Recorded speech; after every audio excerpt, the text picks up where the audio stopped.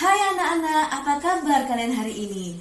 Ketemu lagi dengan saya, Ibu Oki Nia Safitri. Hari ini kita akan belajar tentang belajar efektif dan efisien. Nah, mari kita lihat. Belajar efektif dan efisien ini adalah layanan dasar, kemudian bimbingan pribadi dan belajar. Tugas perkembangan yang harus kalian lakukan nanti adalah agar kalian bisa mengembangkan keterampilan sesuai yang dibutuhkan kalian. Oke, sekarang Bu Ogi akan memperlihatkan kalian pada suatu gambar. Gambar seperti ini. Apa yang kalian pikirkan dengan gambar ini? Gambar ini tentang anak yang sedang jenuh belajar karena pelajaran yang menumpuk. Buku-bukunya sampai tinggi. Kemudian, apa yang kalian pikirkan dengan gambar ini? Gambar ini tentang anak yang sudah capek belajar gara-gara apa? Banyak sekali yang dia pelajari. Mungkin dia SKS, sistem sebut semalam. Kemudian, apa yang kalian pada gambar ini? Ini adalah gambar anak yang sudah jenuh sekali belajar. Nah, marilah sekarang kita belajar bagaimana kita bisa belajar secara efektif dan efisien. Kenapa bisa seperti itu? Sekarang kita bedakan. Kalau belajar dengan banyak sekali buku, banyak sekali tugas, kemudian tugas menumpuk, terus bagaimana hasilnya? Tapi kalau misalnya belajar, tapi kita tahu bagaimana strateginya, akhirnya kita bisa belajar dengan baik. Sedikit tenaga yang kita perlukan, tapi banyak sekali yang menyerap di otak kita. Oke, mari kita lebih lanjut lagi. Baiklah, mari kita lihat bagaimana definisi belajar. Belajar adalah suatu proses di mana terjadi perubahan dari kalian tidak tahu menjadi tahu, kemudian dari tidak dapat menjadi dapat, dari tidak bisa menjadi bisa. Dan kemudian perubahan itu bersikap sifatnya adalah menetap. Setelah ada proses, ada perubahan, kemudian sifatnya menetap, akhirnya terjadi suatu proses perubahan, yaitu namanya belajar. Oke anak-anak, diingat-ingat ya, jangan sampai lupa. Kemudian, Bu Oki akan memberikan trik bagaimana kalian bisa mudah belajar tanpa mengeluarkan banyak sekali tenaga, tapi banyak sekali yang kalian dapatkan di situ. Yaitu inilah tips cara belajar efektif dan efisien. Oke, ada 3 hal. Nah, ini 1. Tipe gaya belajar visual, yaitu visual apa? Melihat. Tipe belajar audio, yaitu apa? Mendengarkan. Tipe gaya belajar kinestetik, yaitu gerak. Jadi, kalian ini ada 3 gaya belajar.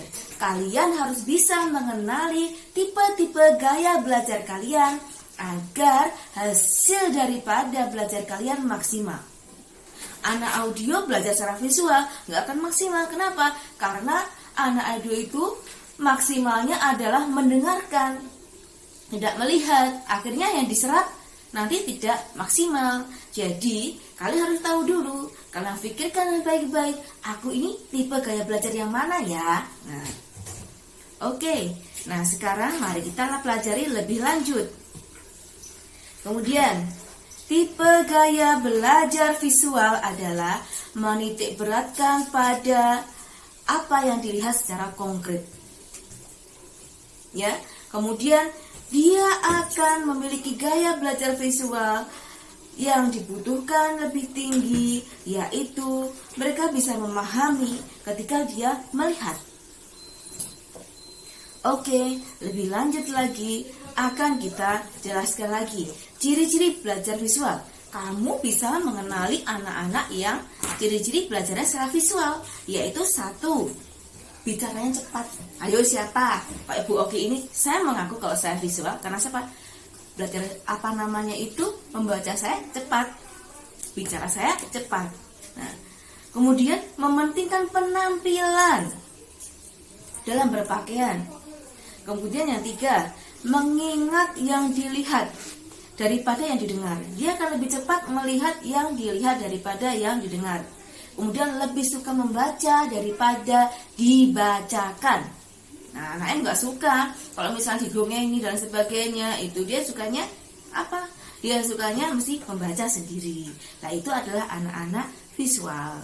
Kemudian mari kita belajar gaya belajar auditori atau mendengarkan.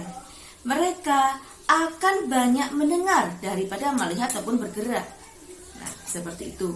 Kemudian kita lanjut lagi, ciri-ciri belajar auditori. Belajar dengan mendengarkan, mengingat, berdiskusi daripada yang melihat. Dia intinya lebih banyak mendengarkan daripada melihat. Senang membaca dengan keras dan mendengarkan. Jadi kalau kalian dulu SD, kalian terus kemudian membaca, belajar Pancasila dengan dikeraskan, berarti Anda termasuk tipe gaya belajar apa? Auditori. Kemudian menggunakan bibir untuk mengucapkan lisan, mengucapkan tulisan. Kemudian buku ketika membaca, ini adalah salah satu cara juga gaya belajar auditori. Kemudian yang terakhir adalah gaya belajar kinestetik. Gaya belajar kinestetik adalah gaya belajar yang mengutamakan gerak, bekerja, dan menyentuh. Anak kinestetik suka disentuh, suka menyentuh seperti ini. Terus kemudian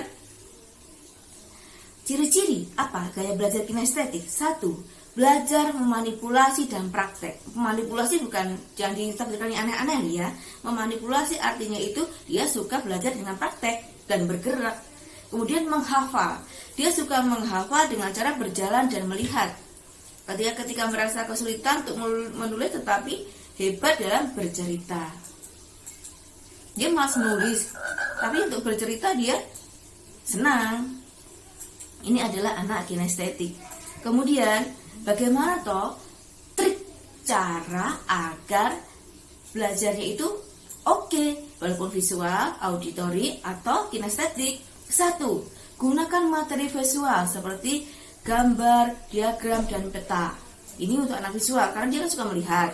Kemudian gunakan warna untuk menandai hal-hal yang penting. Misalnya membaca di buku, nah, dia harus menandai hal-hal yang pentingnya.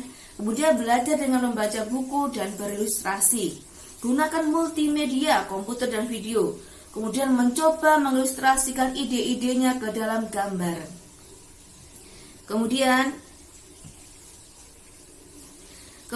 yang berikutnya strategi belajar auditori.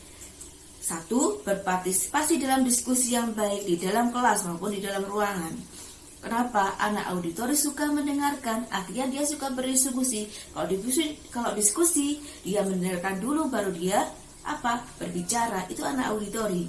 Membaca materi pelajaran dengan keras. Gunakan musik untuk mengajarkan anak-anak itu. Jadi anak-anak auditori itu suka belajar dengan musik, misalnya mendengarkan musik.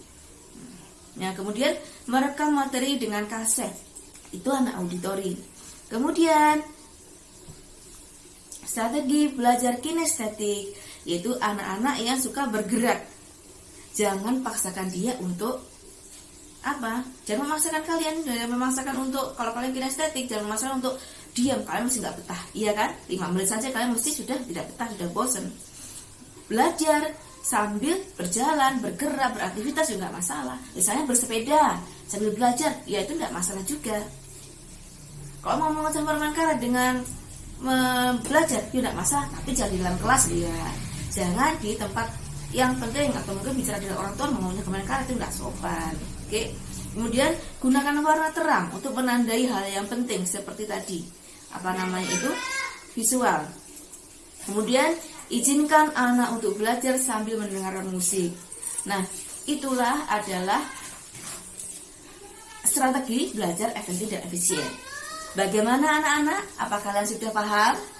Kalau belum paham, kalian bisa bertanya pada saya, Bu Oki. 1. Bisa lewat WA, atau mungkin bisa lewat telepon, atau mungkin kita ketemu dengan Bu Oki bisa menanyakan. Saya tunggu ya. Selamat belajar daring di rumah. Assalamualaikum warahmatullahi wabarakatuh.